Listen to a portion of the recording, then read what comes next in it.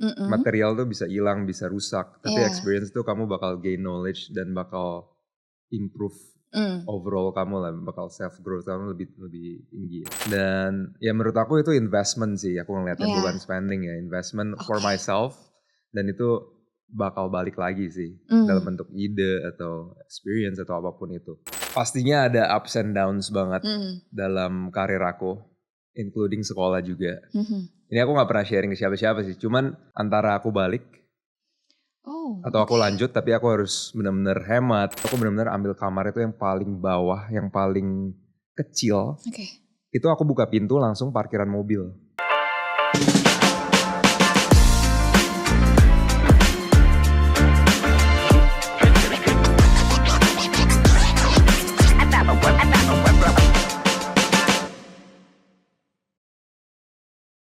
Sit back, relax, let's talk. Welcome back to Spot.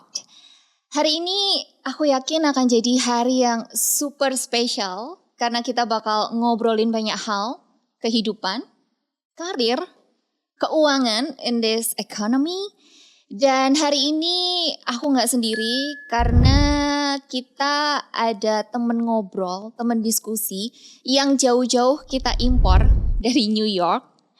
Terkenal dengan sebutan New Yorker dan terkenal dengan tagline mau ikut yuk jalan-jalan. So let's welcome the one and only Edward Halim. Hai Edward, Halo, Kak. thank you for being here. Apa kabarnya? Baik, thank you so much for inviting. I'm really honored to be here.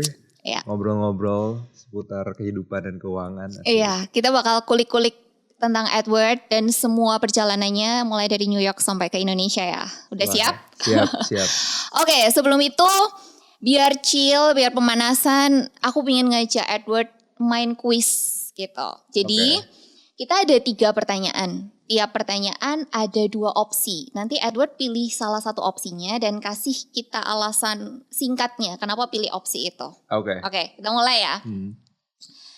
Edward Halim, tiap kali ambil keputusan, tipikal yang yuk planning dulu sampai rapi atau nekat aja dulu, gas, Paul? Yang kedua. Oh, why? Iya, karena aku memang orangnya nggak mikir sih. Oh gitu? Males mikir ya.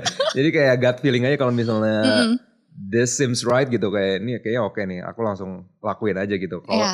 Karena kebanyakan kalau misalnya kebanyakan mikir, jadi procrastinate, kayak nunda-nunda dan akhirnya nggak ngelakuin. Jalan gitu. Oke, tipikal yang yuk mulai aja dulu gitu ya. Benar. Menarik. Oke, yang kedua, ngobrolin tentang uang. What is your money dial? Lebih rela keluar uang banyak buat beli barang atau beli experience? Aku suka yang kedua, experience. Karena menurut aku experience itu kamu bakal tambah kaya. Material tuh bisa hilang, bisa rusak. Tapi experience tuh kamu bakal gain knowledge dan bakal improve overall kamu lah. Bakal self growth kamu lebih tinggi ya. Misalnya kita ngomongin tentang beli baju mahal atau beli jalan-jalan gitu misalnya. Aku bakal pilih jalan-jalan. Soalnya jalan-jalan itu aku bisa ketemu orang baru, experience new culture, nyobain makanan yang baru, dan dari situ aku bisa belajar dan dapet ide-ide yang baru. Boleh spill gak the biggest spending for experience versi Edward Halim apa so far?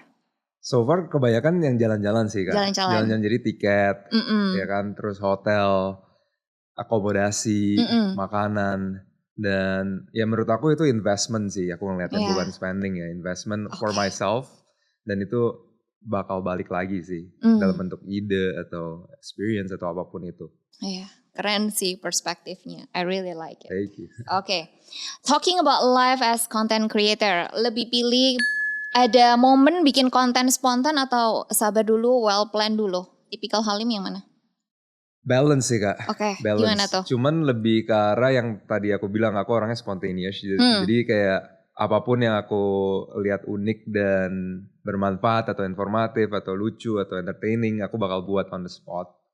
Cuman aku juga balance out sama organization gitu. Aku juga planning dulu kalau misalnya aku mau pergi ke sini gitu. Jadi ya balance sih menurut aku. Cuman aku orangnya lebih spontaneous, lebih apa adanya gitu, kayak ada apa aku langsung gas. Iya, fleksibel lah ya, apalagi ngobrolin tentang konten kan. Oke, menarik. Tapi 3 pertanyaan ini belum memuaskan aku, belum memuaskan teman-teman Spot pastinya untuk kenal Edward lebih dalam gitu. Ayo aku puasin. Oke. So, yeah, let's talk about you and your life. Tapi versi Edward waktu masih kecil, boleh dijelasin nggak? Edward kecil itu seperti apa, dibesarkan di keluarga dengan kultur dan cara didik seperti apa? Apakah orang tuanya yang Asian style banget atau gimana? Jadi aku growing up anak pertama. Jadi otomatis udah ada ya ibaratnya pressure lah untuk menjadi contoh yang baik buat adik-adik aku ada adik 2. Dan growing up ya orang tua aku sebenarnya parenting style-nya lumayan keras ya, lumayan strict. Dan looking back aku merasa bersyukur banget di raise di style kayak begini. Karena itu benar-benar ngebentuk kepribadian aku banget. Mulai dari ya cara aku berkomunikasi dengan orang, financial aku juga mereka lumayan strict. Jadi kayak belajar banyak hal banget sih growing up. Dan satu hal yang aku ngelihat ya, dulu aku tuh orangnya pendiam banget. Oh ya? Iya, aku orangnya pemalu banget. Oke. Nggak sama sekali nggak mau take risk. Mungkin aku nggak bakal ke podcast ini kayak ngobrol sama orang baru sama stranger gitu. Cuman ya itu pembelajaran sih, seiring berjalannya waktu aku nggak paham misalnya ya aku ketemu orang baru ini untuk belajar. Sebenarnya kayak podcast ini bukan cuman kakak belajar sama aku juga sebenarnya belajar banyak hal. Both ways, both ways banget. Dan ya tadi pertanyaan sorry apa lagi? Dengan kultur seperti apa, didikan seperti apa yang ngebentuk Edward sejauh ini? Didikannya lumayan strict sih, strict banget, kayak Asian parenting banget lah pada umumnya ya. Kayak nggak boleh keluar malam, kayak gitu-gitu, nggak boleh nginep. Aku tipe orang tua yang kayak gitu. Yang kalau misalnya aku boleh nginep sini nggak, nggak boleh, mending temannya yang nginep ke rumah gitu. Nggak boleh pulang dari jam 10 malam, kayak gitu-gitu. Tapi ya membuat aku jadi disiplin sih. Dan disiplin itu translate to many things ya. Dari konsistensi, terus disiplin keuangan, disiplin aku ketemu orang misalnya nggak boleh telat, kayak gitu-gitu. Jadi kayak sebenarnya skill itu apply ke semua facets of my life sih. Oke, ada satu poin menarik. Mungkin kita ada di satu kondisi yang sama. My parents juga strict banget dan itu yang jadi salah satu barrier aku untuk merantau terlalu jauh gitu. Tapi menariknya dengan gaya atau cara didik orang tua Edward yang cukup strict, terus disiplin gitu. Edward pada akhirnya berani break your comfort zone untuk merantau ke US. Who inspire you actually? Kayak sampai gak apa-apa, let's go to US gitu. Siapa yang inspire itu? Bener. Jadi pertama-tama itu yang aku bilang strict banget kan. Iya. Dan itu sebenarnya nggak boleh pertama, aku nggak boleh keluar, nggak boleh apa. Tapi ya gara-gara aku menjaga trust yang dari my parents. Jadi mereka melihat ini anak dididik keras, cuman dia ngikutin dan actually nggak macam-macam gitu. Aku disiplin, aku ngikutin mereka. Dan ya trust itu yang aku buat sama my parents dan sampai akhirnya dibolehin keluar. Dan apa yang menginspirasi aku keluar ya menurut aku dulu sering banget sih ngeliat film, ya kan, YouTube, orang-orang di luar tuh kayak gimana sih, kayak kehidupannya asik banget lah, especially Amerika gitu kan, semuanya di Amerika kan, dan dari sanalah kayak sering banget mimpi kayak kapan ya bisa sekolah atau kerja atau tinggal di sana gitu. Dan salah satu YouTuber yang aku suka banget nontonin, ada satu namanya Casey Neistat. Nah itu dia YouTuber New York. Dan dari dulu tuh aku kayak nonton dia kayak wow kapan ya gue bisa ke sana, dan aku selalu kayak mimpi dulu aja gitu kayak ya udah aku bayang-bayangin dulu lah. Manifest. Maybe one day bisa. Dan ya akhirnya 3 tahun lalu syukurlah aku bisa merealisasikan mimpi aku bisa tinggal di New York. Interesting story. Nah, ngobrolin tentang ekspektasi US is a nice country, New York is very fascinating. Itu ketika Edward nyampe sana, realisasikah atau kayak ekspektasi meets reality kah atau ada yang berbeda? Sebenarnya kalau kita ngomongin New York specifically ya, itu banyak orang romanticize banget gara-gara dari movie ya kan, dari TV shows gitu. Ya yang di TV, di film itu ya cuman bagus-bagusnya doang sebenarnya. Segala sesuatu menurut aku ada black and white-nya lah ya. Jadi ya once you live there, ketika kamu udah lama tinggal sana, kamu bakal ngelihat kayak oh ternyata ada sisi negatifnya juga banyak. Kayak kota pada umumnya sih, dan itu kota metropolitan banget kan. Jadi kayak sibuk, banyak orang, banyak ya kalau di Amerika sekarang gara-gara penggunaan obat-obatan terlarang sangat fleksibel, sangat ini. Jadi banyak orang yang di New York tuh banyak sebenarnya kalau kita ngomongin hal-hal kayak gitu ya. Tapi again hal-hal yang bagus juga banyak. Kayak di sana aku ketemu orang yang super unik. Aku ketemu komunitas. Aku belajar caranya tuh jadi orang harus disiplin, harus satset, harus gercep. Dan ya pembelajaran banyak banget sih selama aku tinggal di New York itu. Biggest culture shock Edward ketika nyampe sana apa? Tipping. Oh. Tipping ya itu menurut aku hal yang gila banget. Iya. Dan di sana tuh gede banget loh. Iya. Berapa persen ya tiap kali ini? Itu beda-beda ya. Tapi kalau misalnya kita ngumpul bareng teman gitu, di atas 4 orang, itu udah pasti 20% di charge. Lumayan juga ya. Makin banyak orang, makin gede tipnya makin berarti. Makin gede tipnya. Cuman ya standarnya menurut aku 15-18%. Dan itu lumayan adds up ya. Lama-lama ya kamu beli kopi, beli apa ya lumayan ya. Cuman ya itu culture ya gimana. Kita gak bisa harus ngikutin aja. Cuman ya bisa dibantu dengan gak keluar makan terus. Ya kan masak. Bikin kopi sendiri. Ya kayak gitu-gitu. Cuman tipping menurut aku itu hal yang culture shock sangat banget culture sih. shock ya. Dan aku dulu pernah ya. Pertama kali pas makan di Chinese food. Aku lupa kasih tip. Dan aku keluar. Itu dikejar sama orang ya. Oh ya? Iya dikejar kayak dimarahin. Karena dia kaget kenapa aku gak kasih tip sama sekali gitu ya. Dan aku juga waktu itu belum tahu. Belum ngerti lah. Belum ngerti ya. Dan akhirnya aku dari situ aku ngerti. Ternyata tip tuh bukan walaupun culture kayak walaupun gak wajib cuman ya udah expected gitu harus. Jadi satu kewajiban lah ya kalau di sana ya. Bener. Nah kalau tadi ngobrolin Edward nyampe ke US, kota pertama di Seattle. Di Washington. Terus di Seattle berapa lama? Di Seattle 5 tahun. 5 tahun itu kehidupan kuliah kah? Iya, jadi aku mulai di Amerika tuh kuliah dulu. Dan kalau misalnya di Indonesia tuh ada namanya D3, di sana tuh community college. Jadi aku spend sekitar 1,5 sampai 2 tahun di sana. And then aku transfer baru ke S1. Nama sekolahnya University of Washington. Dan setelah itu syukurlah aku bisa dapat kerjaan. Kerja 2 tahun di Seattle. Setelah itu aku pindah ke New York 3 tahun lalu. Dan ya kerja sampai sekarang. Nice. Dulu kuliahnya jurusan? Jurusan informatics. Jadi itu lumayan unik sih ya. Itu gak banyak student ya. Jadi itu kita belajar semua ibaratnya skill yang untuk menjadikan entrepreneur gitu. Jadi dari coding, dari design, dari bisnis, marketing. Jadi semuanya sih. Walaupun gak terlalu dalam, cuman aku ada bayangan. Multi skill lah ya jadinya. Dan aku bersyukur banget sih ngambil informatics major itu. Karena tuh aku orangnya juga gak gitu gimana ya, gak gitu technical banget tentang sekolah. Kayak aku hafalan gak gitu kuat. Jadi ya semuanya itu gak terlalu dalam dan ya asal paham aja. Dan menurut aku itu penting banget sih untuk kalau misalnya kamu mau jadi entrepreneur itu kan kamu harus ngerti semua hal dari bisnis kan, semua side-nya gitu. Mungkin boleh bring us to your perspective on apa yang ngebedain waktu Edward masih kuliah dan Edward pada akhirnya udah masuk ke dunia kerja. Apa transformasi terbesar yang Edward rasakan waktu itu?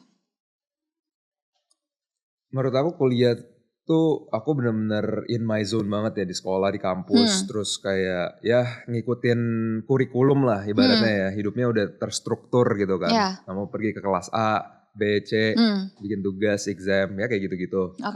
Dan yang paling bedanya kalau kamu udah kerja ya semua orang mungkin merasain kayak it's a free world gitu. Kamu bisa ngapain aja gitu loh. Kamu bisa perform bagus atau jelek itu kan tergantung kamu kan. Kamu mau put more hours, ya kan, kamu mau disiplin. Dan menurut aku itu perbedaan yang gede banget sih. Kayak kamu benar-benar harus ya everything is on yourself gitu. Kalau mau sukses, kamu mau gagal, ya di kamu gitu, gak ada yang tanggung jawab. Kamu bertanggung jawab atas hidup kamu sendiri. True. Nah, mungkin kenapa aku tanya hal ini adalah karena Edward nih kayaknya tipikal yang oke, kuliah jurusan A, terus habis gitu kerja, ngerti skill A, skill B, skill C. It seems like you know your calling gitu. Mungkin boleh di-share nggak ke kita? Apa yang ngebikin Edward nih paham, oh this is my calling gitu. Atau mungkin bisa kasih advice juga ke teman-teman spot yang sekarang ini lagi di masa persimpangan gitu. Kuliah enaknya jurusan apa, terus habis gitu mungkin ada yang mau memutuskan ya udah kuliahnya ke luar negeri aja atau kerjanya ke luar negeri gitu. Mungkin boleh di-share nggak? How did you find your calling dan mungkin tips supaya buat teman-teman bisa menemukan their calls gitu. Dulu jujur aku juga susah banget ya, maksudnya nyari calling ini kayak ibaratnya ini kan kayak something yang semua orang mau dapetin kan. Ngapain sih hidup gue nih sebenarnya gitu kan. Ya tapi menurut aku dari trial and error sih. Kamu nyoba-nyoba hal baru ya kan, kamu just being open minded. Nyobain ini, ketemu orang ini, dan dari sana masuklah inspirasi, masuklah kayak knowledge gitu. Oh ketemu orang ini, oh ternyata ini yang bagus nih atau ini. Dan juga diselingi dengan research juga. Kamu harus rajin research. Kebanyakan orang kayak pengen terima jadi aja gitu, nggak mau put in the hours to actually research ya kan. Research tuh menurut aku ya kayak kamu kuliah sukanya apa, dan kamu harus research kayak ada beasiswa nggak ya kan. Terus programnya kayak gimana. Dulu aku research tuh sampai gila-gilaan banget sih kalau misalnya pas ke US ya. Such a big decision soalnya. Iya, big decision banget itu. Kayak hidup dan mati aku banget dah. Jadi benar-benar aku research mau yang terbaik. Dan ya menurut aku just being open minded aja sih. Being open to try new things itu yang penting banget. Aku gak pernah limit myself juga untuk kayak ketemu orang atau take this job. Kayak dulu pas kuliah aku take job part time, walaupun aku udah pernah cerita aku kayak benar-benar Inggris aku tuh jelek banget, tapi aku benar-benar ya udahlah aku jabanin aja gitu. Aku gas aja. Dari sana aku dapat experience, ketemu orang baru, dan dari situlah inspirasi datang. Dan moga-moga dapat callingnya sih di situ. Kuncinya adalah berani untuk kenal diri lebih dalam lagi, kenal your goals juga. Jadi biar calling kita itu enggak miring-miring banget lah, based on research dan juga pemikiran yang objektif. Mungkin tergelitik untuk mengkulik juga trial error. Dalam mungkin hampir 10 tahun lah ya, kita bulatin 10 tahun Edward di US. Ada momen gak, aduh kayaknya decision ini salah sih. Kuliah di US tuh salah, kerja di US tuh enggak gitu. Pernah gak ada di momen itu yang pada akhirnya kayak Edward ngerasa harusnya gak ambil keputusan ini gitu. Dan kalau ada, how did you respond to that moment gitu? Pastinya ada ups and downs banget dalam karir aku, including sekolah juga. Ini aku gak pernah sharing ke siapa-siapa sih, cuman the reason kayak aku take part time, aku kerja di luar kampus, terus aku juga benar-benar belajar dengan baik banget pas aku kuliah, dan actually syukur banget waktu itu dapat beasiswa. Karena pada saat itu ekonomi keluarga aku sangat gak baik banget, dan ada satu momen dimana kayak antara aku balik atau aku lanjut, tapi aku harus benar-benar hemat, cari part time, dan itu benar-benar struggling banget sih. Karena mimpi aku dari dulu kan benar-benar pengen sekolah, kelarin, dapat kerja, tinggal di sana, dan hampir pupus ya mimpi itu ya. Cuman menurut aku orang sukses sama orang gagal itu beda cuma satu, yang satu mau terus berusaha, gak mau pantang menyerah, never give up. Dan satu lagi orang gagal tuh kena masalah dikit langsung quit gitu. Dan dari sana tuh aku belajar banyak hal banget. Dan yang aku bilang aku take part time, aku kerja di luar kampus juga. Terus aku juga ngehemat banget ngambil kamar. Jadi aku dulu homestay. Itu tinggal sama keluarga. Jadi memang ada keluarga yang sewa-sewain kamarnya. Dan itu aku benar-benar ambil kamar itu yang paling bawah, yang paling kecil. Itu aku buka pintu langsung parkiran mobil. Jadi kayak di garasi gitu. No window at all. Window-nya kecil satu. Di US memang harus ada window semua. Semua rumah nggak boleh nggak ada. Kalau nggak itu kayak penjara dong. Iya sih. Tapi itu benar-benar dingin banget. Kalau misalnya lagi winter kan angin dari outdoornya masuk langsung kan. Cuman itu ya menurut aku sacrifice yang aku harus ambil untuk meraih mimpi aku sih. Interesting. Perjalanan Edward tuh ngingetin aku sempet pernah baca buku. Aku lupa judulnya apa.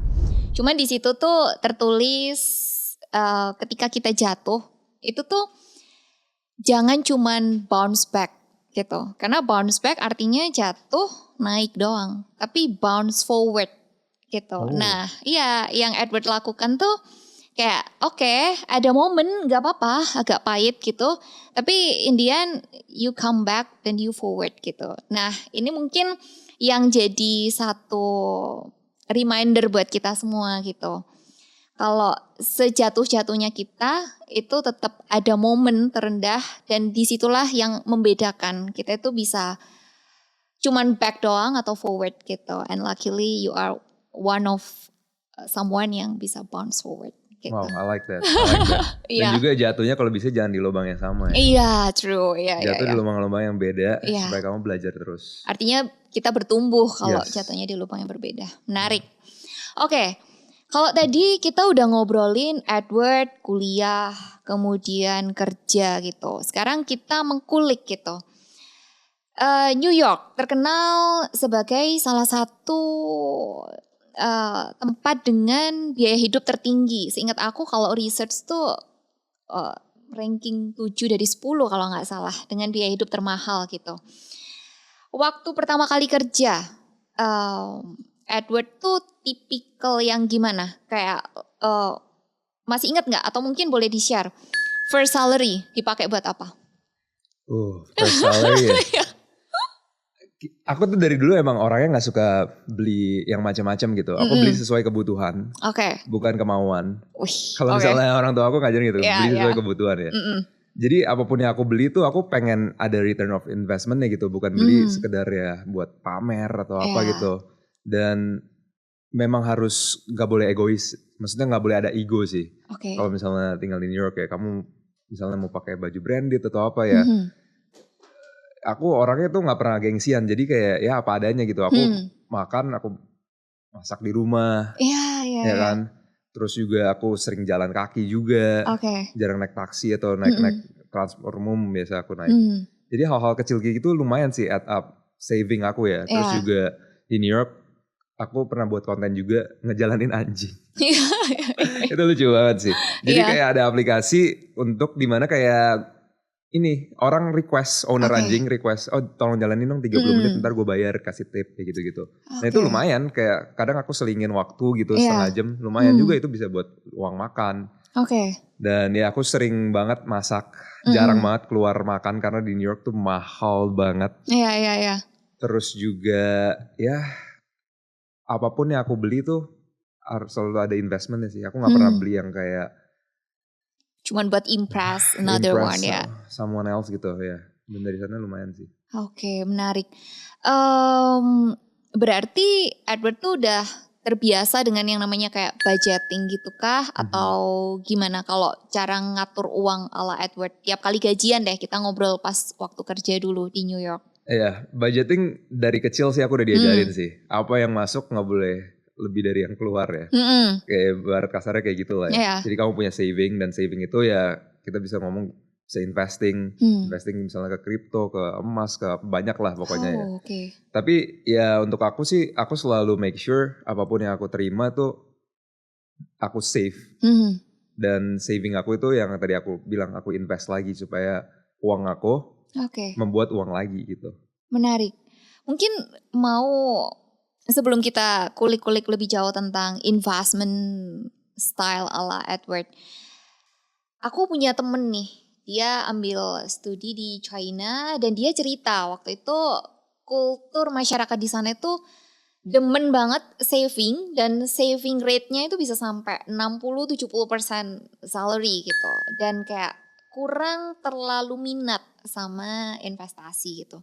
Kalau Edward sendiri ngelihat di US tuh gimana secara kultur finance-nya, literasi finance-nya gitu-gitu?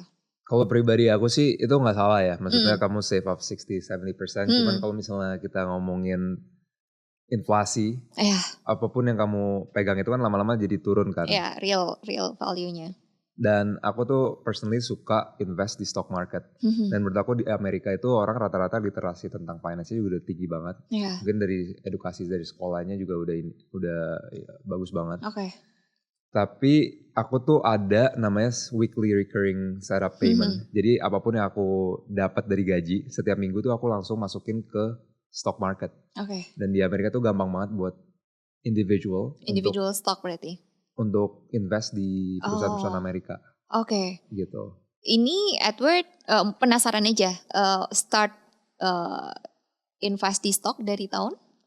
Aku mulai pertama kali di kuliah. Jadi 2019. Nah, karena aku orangnya memang gak suka beli yang macam-macam. Aku suka nabung. Dan aku mikir kayak, ini uang misalnya aku tabung gitu di bank. Kan dikit banget kan bunganya. Apa cara lain yang bisa bikin aku passive income. Yang lebih tinggi lah dikit. Nah salah satunya itu stock market. Jadi mulai dari aku kuliah tuh aku mulailah dikit-dikit aku nabung di stock market itu. Keren. Tapi again itu harus research juga ya, bukan asal-asalan kayak taruh di saham apapun gitu. Kayak semuanya juga harus research. Dan jujur aja aku juga ada yang buntung juga gitu loh dari saham itu. Cuman overall karena aku memang well planned, aku research dulu. Jadi ya risk ratio-nya juga aku sekarang maksudnya masih green lah ya gitu. Dibanding kalau misalnya aku cuman simpan cash doang di bank gitu. Secara real value turun juga kan sebenarnya. Penasaran sih.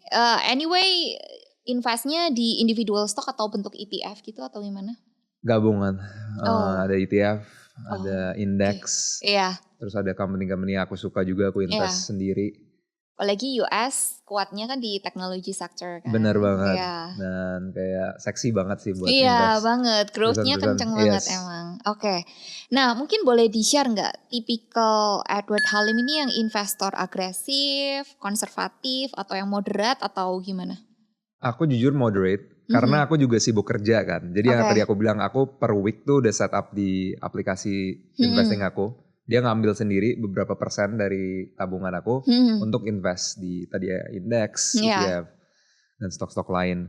Jadi ya sebenarnya aku akhir-akhir ini jarang research karena aku juga sibuk kerja, sibuk konten dan lain-lain. Jadi ya aku investment style-nya down cost average aja sih, DCA aja. Stok-stok market yang perusahaan-perusahaan yang udah aku percaya udah kayak blue chip gitu ya. DCA aja aku. Iya sih, karena itu lebih less emotional juga kan, gak terlalu yang market timing banget gitu, bener. jadi lebih enak juga gitu. Mungkin penasaran sih jadinya, kalau misal Edward tuh alokasinya kan udah jelas, kayak langsung recurring gitu kan dari some part of your income gitu. Secara investment berarti mostly di US stock juga gitu. Kalau misal boleh sharing gitu, content creation pasti udah make money kan dari situ, atau gimana? Right now fokus aku sih just growing the audience, sama making the best content possible. Cuman kalau misalnya kita ngomongin platform, cuman YouTube doang yang bayar ya. As a creator, kamu ngepost di Instagram dapat 100 juta views juga nggak ada yang bayar sebenarnya. TikTok juga dikit banget. YouTube ada sedikit lah. Cuman karena niche aku traveling, butuh banyak biaya misalnya buat akomodasi luar negeri lah, tiket pesawat dan lain-lain. Sebenarnya ya nggak nutup sih. Cuman ya again fokus aku just growing audience, making the best content. Dan untungnya juga yang aku bilang tadi aku gak suka beli yang aneh-aneh. Itu sih. Jadi uang aku tuh bener-bener aku invest lagi to myself, to the content. Mau itu hiring editor, hiring tim, invest di kamera. Semuanya aku pikirin gimana aku bisa grow.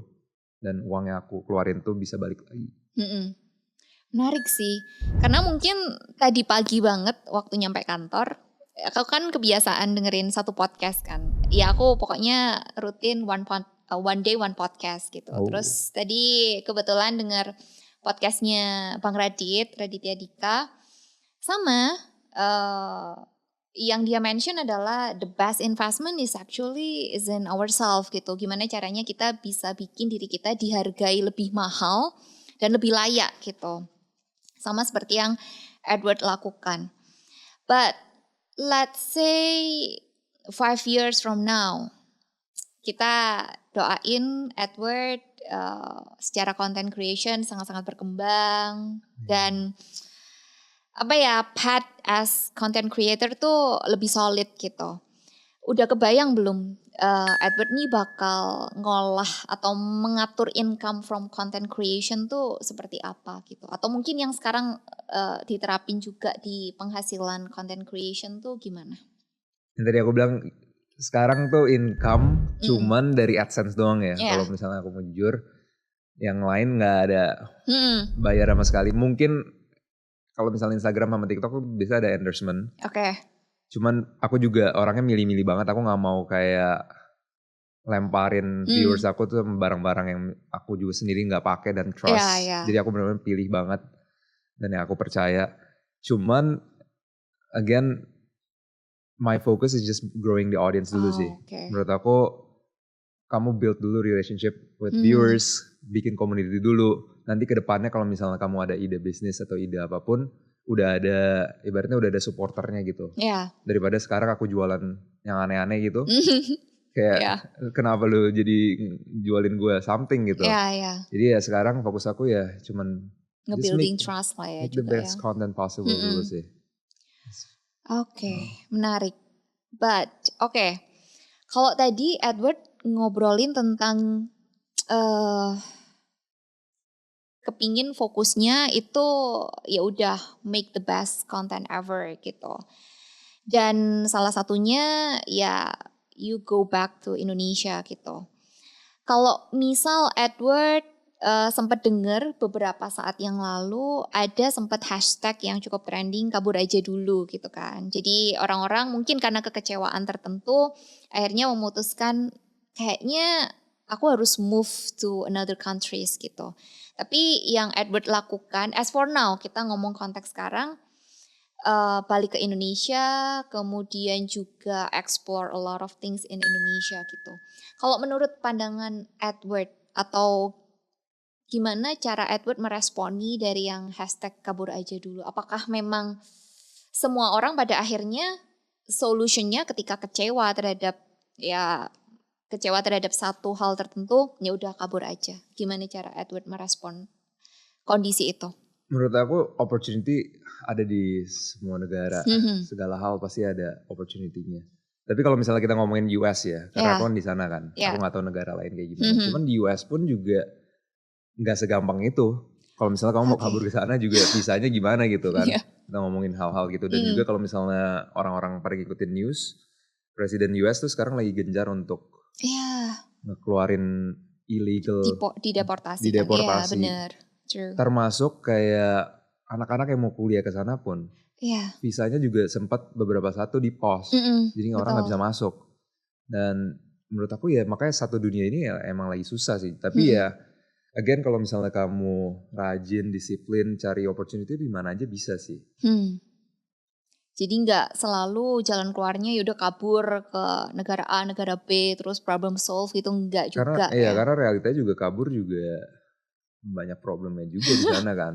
Kamu bisa bahasanya nggak ya kan. Terus legalitasnya gimana ya kalau kamu mau ilegal ya itu menambah masalah sih. Menambah masalah kan, dideportasi segala macam. Tapi juga nggak salah sih kalau kamu mau mencari keberuntungan atau cari nafkah di luar, tapi harus yang again research, well plan, gak ngasal-ngasalan pergi. Iya sih, setuju. Karena yang perlu dilakukan di setiap masalah itu sebenarnya ya solve the problem itself gitu, bukan malah ngejauhi atau malah kabur gitu. Menarik. Nah mungkin setelah kita ngobrol panjang lebar tentang Edward dan journey-nya juga gitu. Let's put aside the status New Yorker. Let's put aside the status content creator, Edward tuh pingin dikenal sebagai siapa di teman-teman, di kalangan teman-teman Edward dan mungkin publik gitu. That's a good question. That is a good question. Pastinya pengen dikenal positif lah ya. Whether it's like a nice person, orang yang humble, orang yang suka berbagi. Oke. Dan apa ya, kalau ada satu hal yang aku mau dikenal, mungkin selfless sih. Jadi kayak nggak egois orangnya. Kayak caring ke other people. Selfless, wow. Kata-kata yang mungkin sekarang jarang didengar di dunia yang keras. Wah, filosofis banget nih. Oke. Mungkin sebelum goes to the last question, selfless. Kenapa status itu yang pingin kayak Edward ingin dikenal sebagai seseorang yang selfless? Karena menurut aku dunia ini kurang aja gitu. Orang yang mikirin orang lain, yang punya empathy. Yang punya compassionate buat orang lain, dan we need more people like that. And I think the world will be a better place if we have more people yang lebih care ke orang lain daripada ke dirinya sendiri. Kayak imagine kayak semua orang care with each other gitu. It will be a better place for sure. Nice, I love it. Nah, mungkin nih jadi tiba-tiba keinget lagi. Mohon maaf, maklum nih, anaknya suka mengkulik-kulik. Gas. Oke. Dengan pribadi Edward yang humble, hangat, dan selfless tuh, dan background Edward pendidikan di US, kemudian juga karir kerjanya mantap juga di US. Ketika balik ke sini, does it make any special advantage from you? Jadi kayak apakah dengan semua background tersebut jadi satu advantage tertentu buat Edward? In certain way, yes. Karena knowledge yang aku dapat, pembelajaran yang aku dapat di sana tentunya berbeda sama orang yang tumbuh di sini kan. Ibaratnya kayak perspektif aku udah melihat hal-hal yang mungkin orang yang di Indonesia belum lihat atau rasain, dan itu in some way develop my character, my personality, my knowledge. Dan ya menurut aku knowledge sih. Aku belajar banyak hal banget di New York, di US. Especially di New York sih. Kayak aku benar-benar tumbuh sebagai orang, growth terbanyak aku tuh ketika aku tinggal di New York. Karena menurut aku itu kota benar-benar wow, so many things in that city, so many people. Aku ketemu banyak banget orang, diverse banget itu kota. Mau kita ngomongin orang India, orang Cina, orang Korea, orang Cina, African American, dan aku belajar banyak hal banget sih. Dari ketemu orang baru, experience baru, even dari makanan. Kayak otaknya tuh kebuka banget. Wow. Itu berarti ya kayak titik yang membuat Edward pada akhirnya punya value yang berbeda dan in a positive way gitu kan. Makanya tadi aku bilang lagi di awal, kayak aku tuh suka invest ke diri sendiri lagi. True. Whether it's traveling, edukasi, karena itu bakal menajamkan kamu sebagai orang gitu loh. Jadi makin sharp. True. Keren. Nah mungkin kita goes to the last question, dan ini question yang selalu wajib ditanyakan ke setiap teman diskusi di Spot gitu. Kalau ada satu filosofi investasi atau filosofi keuangan or filosofi kehidupan yang Edward pegang dan terapkan dari dulu sampai sekarang, what is it? Let us hear that. Simple aja sih. Menurut aku, jangan spend your money on stupid things. Jangan try to impress people. Invest apapun itu untuk kamu lagi. Karena again, kamu invest di diri kamu itu bakal balik lagi. Whether it's education, traveling, tidur, makanan yang sehat, itu semua it all adds up gitu loh. Membuat kamu semakin bertumbuh sebagai manusia. Dan yang paling penting ya, jangan spending apa yang kamu gak bisa afford. Penting sih itu. Simpelnya itu aja sih. Kebanyakan orang Yang aku lihat mungkin gara-gara kita tinggal di dunia yang fast pace banget sekarang. Kayak e-commerce, online shop udah merajalela kemana-mana. Jadi orang tuh jadi gampang banget loh spending ini, sini. Iya, nganggur dikit scrolling, check out. Makanya jadi gampang banget kan. Sebenarnya kalau kita lihat dari jauh sebenarnya kita nggak perlu barang-barang itu loh. Iya, true. Jadi kayak invest apapun itu ya yang berguna untuk kamu. Berguna untuk ada return of investment-nya, balik lagi. True. Jadi make sure every single penny yang kalian keluarin itu ya bakal balik ke diri kalian sekarang dan yang akan mendatang gitu. Jadi kita menabur hal-hal baik dulu, menuainya beberapa saat kemudian. Gitu. Betul.